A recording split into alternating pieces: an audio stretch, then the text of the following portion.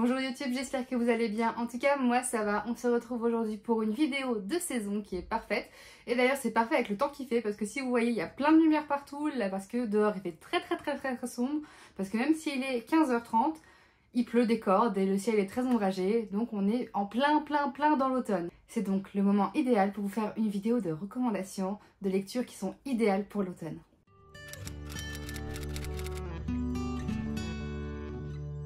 Avant de commencer cette vidéo, n'hésitez surtout pas à vous abonner à la chaîne et à activer la cloche pour ne plus manquer aucune des prochaines vidéos qui vont sortir. Je vous invite aussi à commenter en me disant s'il y a des livres parmi ceux que je vais vous montrer que vous avez déjà lus, que vous avez aimé, que vous n'avez pas aimé.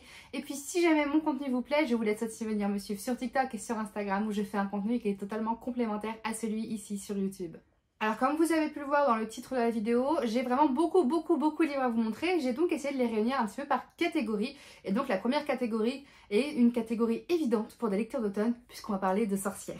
Pour commencer, je l'ai lu l'année dernière et j'ai vraiment passé un bon moment durant cette lecture qui est assez spéciale, je dois l'avouer. Il s'agit de Blood Witch, l'intégrale écrite par Lena Joamae aux éditions Plume Blanche. On va suivre les aventures de Erika qui vient juste d'apprendre qu'elle est sorcière et donc on va suivre un petit peu son parcours initiatique où elle va apprendre à utiliser ses pouvoirs. Et à côté de ça, on va avoir aussi une prophétie très sanglante, on va avoir des vampires, on va avoir des loups-garous, on va avoir des histoires de pouvoir, on va avoir des complots, on va avoir des attaques, on va avoir des batailles, on va avoir plein de choses. On est sur un livre où l'autrice n'hésite absolument pas à maltraiter ses personnages. C'est totalement assumé et le fait que ça soit assumé à ce point-là, qu'on ne soit pas dans la demi-mesure, fait que c'est absolument pas déroutant et que c'en est même drôle par moment. Alors je précise, on est sur une lecture seulement à partir de 18 ans parce qu'il y a vraiment beaucoup de choses choquantes, on a aussi du sexe, on a du sang, donc pour public majeur et averti. On reste dans les sorcières, mais cette fois avec un côté beaucoup plus doudou, beaucoup plus cocooning et beaucoup plus joie de vivre. Ce sera certainement ma lecture en cours au moment où cette vidéo sortira. Alors si de voir mes updates lectures vous intéresse, je vous laisse venir me suivre sur Instagram où je partage absolument toutes mes lectures en story. Et donc il s'agit de La Société très secrète des sorcières extraordinaires, écrit par Sangu Mandana aux éditions Lumen. Déjà je trouve que le livre est vraiment très joli. Voilà, j'aime beaucoup tous ces petits détails, toutes ces petites illustrations, je trouve ça très witchy. Je ne l'ai pas encore lu, je le commence certainement demain au moment où je tourne cette vidéo. Les premiers avis que j'ai pu voir sur ce livre sont vraiment très bons. J'ai vu énormément de coups de cœur, j'ai vu très peu, voire aucun de mauvais avis. Donc j'ai vraiment très hâte de lire et apparemment il est vraiment dans cette saison d'automne idéal sous un plaid avec une bougie et une tasse de thé. Ensuite, on arrive dans un livre qui semble à peu près être dans le même esprit, mais cette fois avec une autrice française de nouveau. Il s'agit de Millepertuis, écrit par Julia Thévenot, qui est du coup le premier tome publié aux éditions Gallimard Jeunesse. Et là encore, j'aime vraiment beaucoup la couverture, qui est très colorée, très originale, vraiment j'aime énormément. La quatrième aussi d'ailleurs. Quand du haut de ses 15 ans, Horty se retournait sur son enfance, c'était là qu'elle se retrouvait, sur le sofa de Tante Vive, entre ses deux sœurs. Et Pink, préadolescente aussi brillante que contradictoire, source infinie de portes claquées qui remplissaient 90% de l'attention de leur sorcière de mère. Et la petite Ronce, qui avait une façon bien personnelle d'occuper les 10% restants. C'est à cette époque-là que tout a brillé. Là qu'Horty a commis un impair de catégorie supérieure qui lui a pavé la voie vers de très sérieux problèmes. Je ne l'ai toujours pas lu personnellement, mais il fait partie de mon Pumpkin Open Challenge, donc normalement, si je réussis mon challenge correctement, je devrais le lire d'ici fin novembre. Ensuite, on parle toujours de sorcières, et comment ne pas parler de sorcières sans ne pas parler de la saga de Serpent and Dove écrite par Shelby Mayerine aux éditions de Saxus. C'est une histoire qui est parfaite pour l'automne, on va parler du coup de sorcières, de chasseurs de sorcières, et aussi un petit clin d'œil au cinnamon roll qu'adore le personnage principal, qui est moi l'une de mes pâtisseries préférées en fait, et très automne comme pâtisserie. Pour l'instant, j'ai lu seulement les 2 premiers tomes, j'ai eu un immense coup de cœur pour le premier. Le deuxième, ça a été un peu plus mitigé, mais je n'ai pas encore lu le troisième et j'ai hâte de pouvoir le découvrir et avoir un avis général sur la saga au complet. En parlant de sorcières, il n'est pas possible de ne pas parler de la saga qui s'appelle tout simplement Sorcier, qui est normalement en 3 tomes, mais moi je n'ai que les 2 premiers pour le moment. Elle est éditée chez Gulfstream et écrite en collaboration à part 2 auteurs qui sont Maxime Fontaine et Romain Watson. Alors moi déjà, c'est des livres que je trouve vraiment très beaux. Voilà, vous avez le premier et le second tome. Ils sont vraiment très jolis. Les deux aussi. Et en plus, à l'intérieur, il a la particularité d'avoir des cartes de tarot. Voilà, il y a 8 cartes de tarot par livre. Donc voilà, c'est très joli, c'est très chouette. Et c'est une saga que je n'ai pas encore lue. Mais des retours que j'ai vus, quand je vois le résumé, quand je vois l'esthétique du livre, etc. Et de toute façon, ça parle de sorcier. Il n'y a aucun doute qu'elle sera idéale pour vos lectures de cet automne. Ensuite, on va quitter les sorcières, on va venir vers quelque chose qui est aussi très automnal, très Halloween. Il s'agit des thrillers, des enquêtes, des cozy mysteries et de tout ça. Pour commencer, il va y avoir Maxime Chatham, Que ta volonté soit faite, qui est du coup un thriller, attention seulement à partir de 18 ans. Je ne l'ai pas encore lu, il va faire partie de mes lectures du mois d'octobre si tout se passe bien. Mais je suis très mal engagée, j'ai eu un peu une panne de lecture au mois d'octobre, ce qui fait que j'ai pas lu tant de livres que ça. Panne de lecture et aussi beaucoup de travail. Et ça faisait un certain temps que j'avais envie de découvrir cet auteur et c'est celui-ci qui m'a été principalement conseillé. Ensuite on va aussi avoir les Cozy Mystery. Alors qu'est-ce qu'un Cozy Mystery? C'est un petit peu un thriller mais dans lequel on va avoir une enquête etc. qui va se dérouler mais sans le côté gore, dark, trop sanglant et ce genre de choses. On va être sur quelque chose de beaucoup plus cosy justement comme son nom l'indique. Souvent les Cozy Mystery se passent au Royaume-Uni, donc soit en Angleterre, en Écosse, dans ce genre de... Vous voyez un petit peu une atmosphère très british en réalité. Et donc moi, je vais vous parler d'une saga en particulier. Je vais vous montrer ici les tomes 19 et 20, mais il y en a du coup 18 autres qui sont sortis avant. C'est des livres que vous pouvez lire de façon totalement indépendante, mais c'est vrai qu'il y a un fil rouge, surtout au niveau de l'évolution du personnage. Et donc la saga en question, c'est Hamish Macbeth, écrit par MC Beaton, publié aux éditions Albin Michel. Et donc ici, j'ai le tome numéro 19 qui est Lettre fatale et le tome numéro 20 qui est Écrire ou mourir. Ensuite, on va rester dans quelque chose de très mystérieux, dans quelque chose d'enquête, dans quelque chose qu'on recherche, avec un petit côté sombre aussi qui va parler en quelque sorte de malédiction, même totalement de malédiction. Il s'agit de Dark Inheritance, écrit par H.F. Asquith aux éditions Phibbs.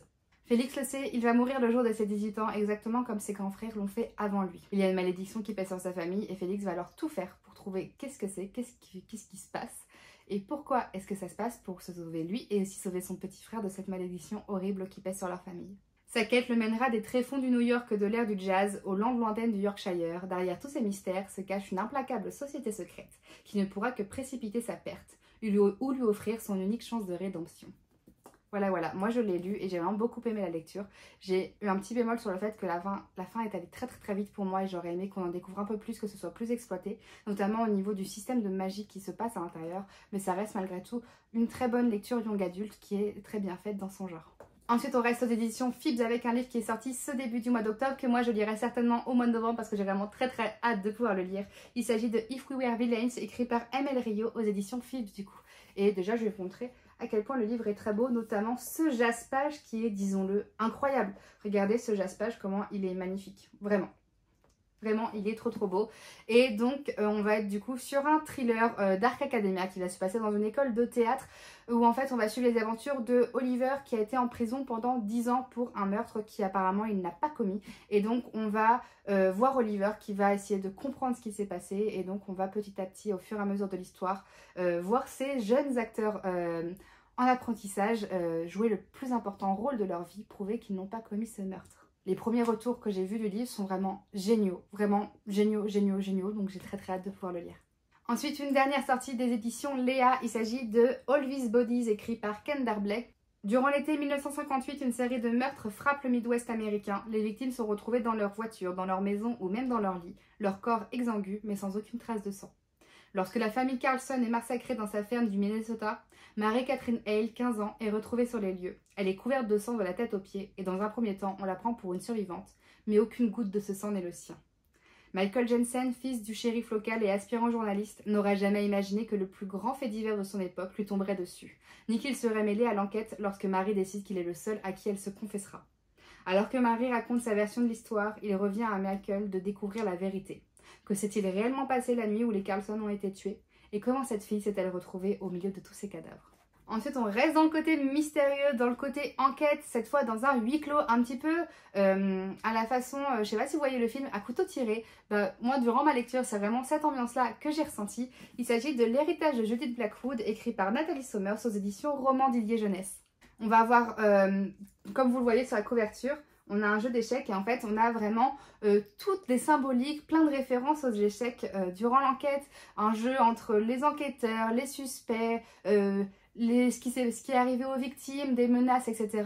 Et j'ai trouvé vraiment tout ça très intéressant. Moi c'est un livre qui m'a perdue, j'ai eu plein d'idées différentes.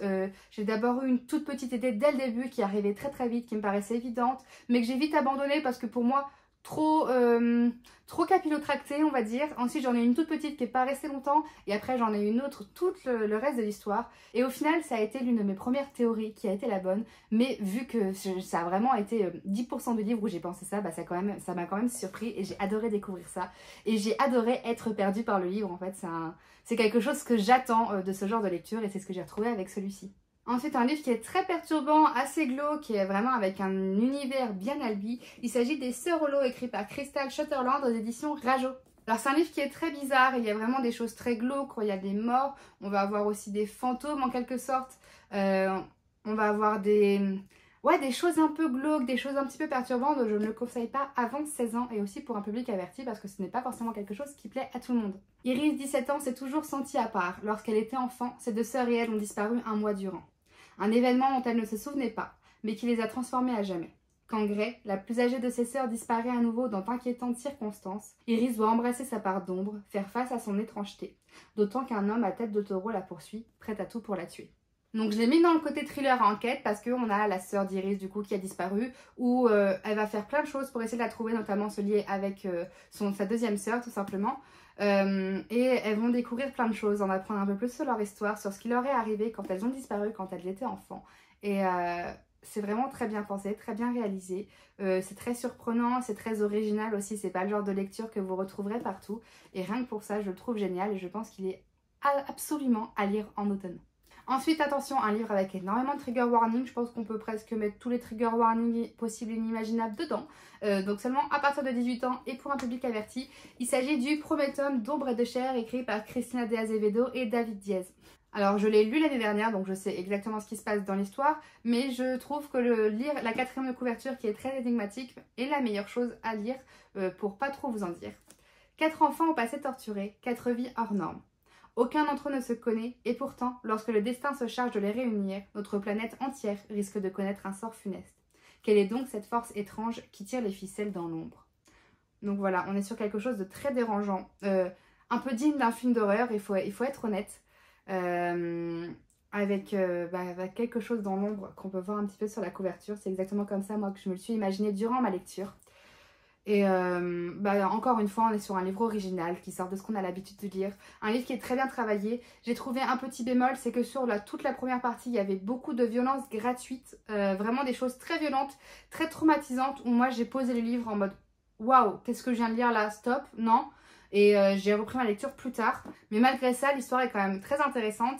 Et il y a le second tome qui devrait sortir en 2024. Et là, pour le coup, tous ces problèmes-là de violence gratuite ont été retirés. Ensuite, pour la troisième catégorie, on va venir parler d'histoires de fantômes. Tout d'abord, je vais vous parler de Du thé pour les fantômes, écrit par Chris Vuklicevic aux éditions de Noël. On va suivre les aventures de deux sœurs. Agonie est une sorcière et Félicité une passeuse de fantômes.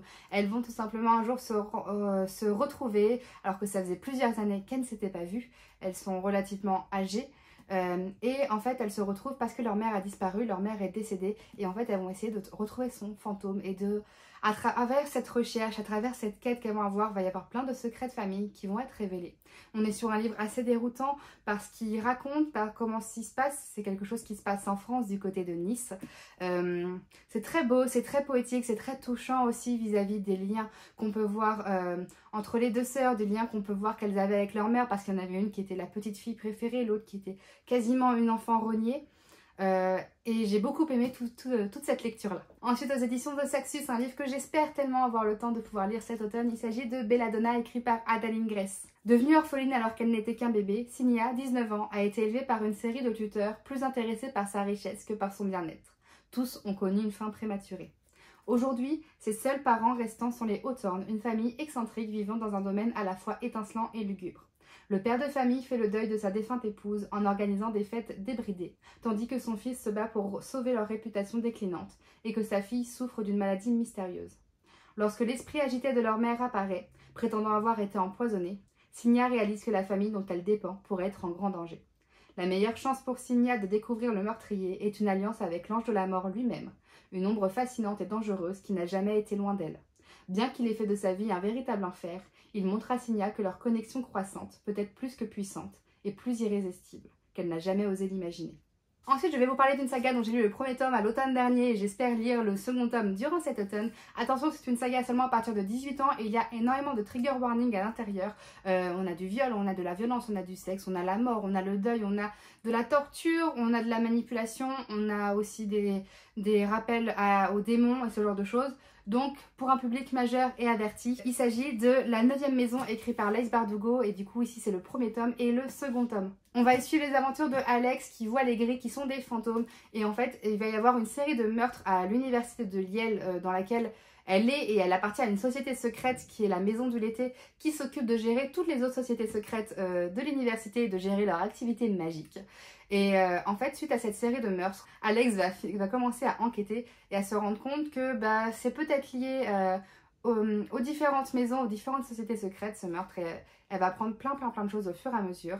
Et il va se passer tellement de choses que je ne veux pas vous en dire plus et je préfère vous conseiller d'aller lire le livre vous-même. Si jamais vous êtes comme moi, que vous avez lu le premier tome il y a un peu plus d'1 an et que vous voulez vous rafraîchir la mémoire juste avant de lire le second tome, je vous laisserai aller voir sur ma chaîne YouTube tout simplement. J'ai fait une vidéo récapitulative détaillée du premier tome, par contre c'est totalement spoilant, donc vraiment à voir si c'est juste avant de lire le second tome ou bien tout simplement si vous voulez connaître l'histoire sans avoir à lire le livre. Ensuite, je vais vous parler d'un livre d'une autrice française qui a un concept assez particulier puisqu'il s'agit d'un livre dont vous êtes le héros. Il s'agit de Urbex Mortel, écrit par Betty Piccioli aux éditions Rajo. Vous allez y incarner une jeune fille qui est décédée il y a plus de 20 ans dans une maison qui est abandonnée. Et en fait, un jour, 6 jeunes vont débarquer dans cette maison pour faire de l'urbex. Et en fait, la présence de ces jeunes va réveiller cet esprit. Elle va les voir se dérampuler dans la maison. Et la présence de ces jeunes va pas seulement réveiller l'esprit, il va aussi réveiller de très vieux secrets. Donc potentiellement la raison de la mort de cette jeune fille elle-même. Et vous allez aussi devoir tout faire pour faire en sorte que les jeunes ne soient pas à leur tour victimes de cette mort, tout simplement. Alors il y a plusieurs fins différentes, j'avais discuté avec l'autrice, elle m'a dit qu'il y avait 12 fins, moi j'en ai fait 3. Donc je ne peux que vous le conseiller si jamais vous décidez de vous lancer dans cette aventure, de faire plusieurs fins. De toute façon ça se lit extrêmement rapidement parce que vu qu'à chaque fin de chapitre en fait, le livre se déroule où vous choisissez un passage, vous voyez, là à la fin de ce chapitre là, on choisit soit d'aller au chapitre 48, soit au chapitre 45 en fonction de son choix. Et donc vous ne lisez pas l'intégralité du livre, donc vraiment... Une fin, je dirais, ça se fait en 2 heures. Donc vraiment, vous avez la possibilité de faire plusieurs fins, de pouvoir découvrir plusieurs choses. Et ça permet de prendre une autre ampleur sur la lecture et je trouve ça vraiment très cool. Ensuite, aux éditions Big Bang, je vais vous parler de Cemetery Boys, écrit par Aidan Thomas. On va y suivre les aventures de Yadriel qui est un brouros et qui a la capacité d'invoquer des esprits, des fantômes. Et un jour, il va décider d'invoquer l'esprit de son cousin qui est décédé brutalement. Mais au lieu d'invoquer son cousin, c'est un autre fantôme qui va apparaître, Julian. Et Julian n'a aucunement l'intention de repartir de l'autre côté, car il veut absolument savoir ce qui lui est arrivé. On va donc être sur une enquête paranormale qui va mêler Yadriel qui est du coup vivant et Julian qui est un fantôme. Ensuite, je vais vous présenter un livre qui est auto-édité. Il s'agit du Bureau des âmes, le premier tome, La Dame en Noir, écrit par Phébé Leroyer-Roussel. Mathieu Bonner, lieutenant à la brigade criminelle de Paris, enquête sur l'énigmatique affaire des Foudroyés, une série de meurtres qui touche la capitale française depuis plus d'1 an et qui a coûté la vie à son collègue et ami Maxime Versignacchi quelques mois auparavant. Blessé par balle, le jeune homme encaisse difficilement le coup. Hallucinations et antidépresseurs sur fond de caféine, son quotidien ne tourne plus qu'autour de son obsession, trouver qui se cache derrière ces morts subites qui défraient la chronique. Mais ces phénomènes qu'il est le seul à voir sont-ils réellement un effet de la médication? Lorsque son enquête le mène au Père-Lachaise et qu'il y croise Prudence Lacroix, faucheuse dame de la région d'Île-de-France, notre policier cartésien commence alors à se demander ce qu'il peut bien y avoir après la mort. Donc voilà, déjà je trouve aussi que le design de la couverture était vraiment très beau. Et le résumé, il n'y a pas plus automne que ça. On a des fantômes, on a une enquête, on a un meurtre, on a un cimetière, notamment le cimetière du Père-Lachaise qui a une ambiance incroyable je trouve. Enfin, incroyable, tout est relatif, hein, incroyable pour un cimetière on va dire. Donc voilà. Ensuite on revient aux éditions Big Bang avec Vespertine, un livre écrit par Margaret Rogerson. Artemisia suit l'enseignement pour devenir une sœur grise chargée de purifier les corps des défunts pour que leur âme puisse gagner l'au-delà. Dans le cas contraire, il se relève sous la forme d'esprits vengeurs qui s'en prennent aux vivants. Un travail de l'ombre qui lui convient parfaitement. Artemisia préfère avoir affaire aux morts plutôt qu'aux vivants, qui se méfient de ses mains brûlées et de son passé trouble. Quand son couvent est attaqué par des soldats possédés, Artemisia n'a d'autre choix que de réveiller un antique esprit emprisonné dans une relique. Faire appel à l'extraordinaire pouvoir de cet esprit malfaisant menace de la consumer, mais le mal se répand sur la Loraille et pousse la jeune fille à remettre en question tout ce qu'on lui a enseigné. Ce revenant est peut-être le seul être qui puisse aider Artemisia à vaincre l'ennemi, si tant est qu'il ne la trahisse pas en premier. Donc ça c'est un livre que j'ai lu l'année dernière, je crois que je l'ai lu à peu près au moment de sa sortie. Déjà il faut que je vous montre le très très joli jaspage qu'il a. Et j'avais vraiment passé un très bon moment. Pour moi, il manquait un petit peu d'action, mais il y avait un côté très contemplatif, très religieux, histoire sur les revenants, sur leur passé, sur comment ils sont créés. Il y a plusieurs catégories de revenants avec différents pouvoirs, différentes puissances, et je trouvais que ça a vraiment été extrêmement bien fait. Et donc c'est un livre qui est très bien pensé, avec un très bon univers. De toute façon, on reconnaît là le style et la qualité d'écriture de Margaret Rogerson, et donc il est idéal pour cet automne. On arrive maintenant à la dernière catégorie, il s'agit un peu de la catégorie fourre-tout, c'est-à-dire tous ceux où je trouvais qu'ils avaient une ambiance très automnale pour X ou Y raison, mais que je n'ai pas réussi à mettre dans les autres catégories, et bien ils sont juste ici. Tout d'abord, on va voir le livre d'Ève écrit par Meg Cloutier aux éditions Hauteville. On va être du coup sur une fiction historique, on va suivre les aventures de Béatrice, qui est du coup une nonne dans un couvent à l'aube du Moyen-Âge en Italie. Et un jour, elle va se retrouver en possession d'un livre très étrange, le livre d'Ève, qui fait des choses étranges et qui aussi va lui attirer des problèmes, parce qu'on est dans une époque, surtout au début du Moyen-Âge et surtout dans le milieu religieux, où les femmes font peur, entre guillemets, aux hommes, où elles n'ont pas le droit de faire ci, elles n'ont pas le droit de faire ça. Si elles se montrent un petit peu trop intelligentes, on va dire d'elles que ce sont des sorcières, etc., etc. Et surtout, par-dessus tout, les hommes veulent rentrer en possession de ce livre qui fait des choses magiques. Protéger la vie de ses sœurs ou ses trésors, Béatrice doit faire un choix, celui qui déterminera son avenir et celui de sa communauté. Ce que j'ai bien aimé dans ce livre, c'est vraiment l'ambiance. L'ambiance est extrêmement réalisée, on a quelque chose de très anxiogène, de très huis clos dans ce couvent, avec quelque chose de très sombre, où on s'imagine vraiment une ambiance avec dehors de la pluie tout le temps, un couvent perdu au milieu de nulle part, avec du coup un bâtiment en pierre très sombre, etc. Et j'ai trouvé que cette ambiance était extrêmement bien réalisée, j'étais vraiment 100% plongée dedans. Au niveau de l'intrigue, elle est originale, mais je dois avouer que j'ai pas forcément été surprise et que je l'ai trouvée relativement lente par moments, mais c'est pas forcément un défaut. Moi, par moments, j'ai trouvé ça lent, mais je sais que ça reste une lecture très contemplative que beaucoup adorent, donc je dirais pas que c'est un défaut, je dirais juste que c'est le style du livre et que ça peut être, et que c'est aussi une de ses qualités par extension. Ensuite, je vais vous parler d'un livre que j'ai lu l'année dernière, qui a été ma meilleure lecture de 2022 et qui est encore à ce jour l'un de mes livres préférés. Il s'agit de La vie invisible d'Adi Larue, écrit par V.I. Schwab aux éditions Lumen. On va suivre les aventures d'Adi, Adeline, qui après avoir passé un pacte avec le diable, se retrouve tout simplement immortelle, à pouvoir vivre librement de sa vie, faire tout ce qu'elle veut, voyager, sortir de sa petite province de Sarthe française dans laquelle elle était perdue, voir le monde, faire de l'art, rencontrer des gens. Mais tout ça a un prix, le prix est que personne ne se souvient jamais d'elle. Et c'est absolument tout ce que je vous dirais de ce livre, parce que pour moi il est très important que vous découvriez tout par vous-même. Mais c'est un livre, je pense, ça passe ou ça casse, c'est-à-dire que en fonction de son vécu, en fonction de son histoire, en fonction de son rapport à la vie, à la mort, on n'aura pas tous le même sentiment sur ce livre. Moi, mon passé, mon vécu, mon histoire fait que j'ai adoré cette lecture, que j'ai trouvée très touchante, que j'ai versé des larmes, que j'ai trouvé très poétique, que j'ai adoré le personnage d'Adi. J'ai aussi beaucoup aimé le personnage d'Henri. Voilà, c'est un livre coup de cœur qui a une ambiance très doudou, très concon, très douce entre guillemets, quelque chose de très poétique parce qu'on a aussi tout un domaine, tout un lien avec l'art, la photographie, etc. Le fait de laisser une trace dans l'histoire. Vraiment, il y a plein de réflexions sur la vie, sur la mort, sur l'importance de plein de choses et ce livre est vraiment très très très beau. Ensuite, un livre qui est sorti tout récemment, il s'agit du Cycle de secrets écrit par Manon Fargeton aux éditions Gallimard Jeunesse. Ici, j'ai l'édition reliée avec un jaspage bleu métallisé qui est vraiment très joli et qui va parfaitement avec la couverture. Et donc, on va être sur un livre où chaque secret a un pouvoir, a une magie. Donc, on a une magie de secret qui semble très mystérieuse, qui semble très intéressante, qui, moi, m'attire énormément. Et ce côté de mystère fait qu'aujourd'hui, il est là dans cette liste de recommandations de lecture pour cet automne. Dans la cité d'Aletheia, en conflit avec l'empire voisin, Laura appartient au clan des marins. Isolée, décriée par son propre clan, la jeune fille tente de trouver sa place dans des jeux de politique troubles, entre trahison et complot meurtrier. Un soir, une magicienne redoutable entre en contact avec Laura. Elle se nomme Equinox, elle tient ses dons d'un masque millénaire et nourrit des pouvoirs secrets de ses victimes. Caste amour impossible, illusion, alliance et transgression au cœur d'un univers sombre et fascinant, le premier tome d'une saga de fantasy.